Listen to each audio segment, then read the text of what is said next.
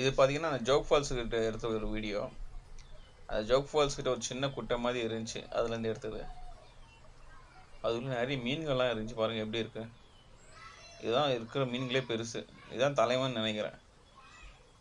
செம்ம ஒரு ஸ்ட்ராங்காக எல்லாம் பயந்து ஓடும்போது இது மட்டும் அப்படியே தைரியமாக நின்றுட்டு இருக்கு.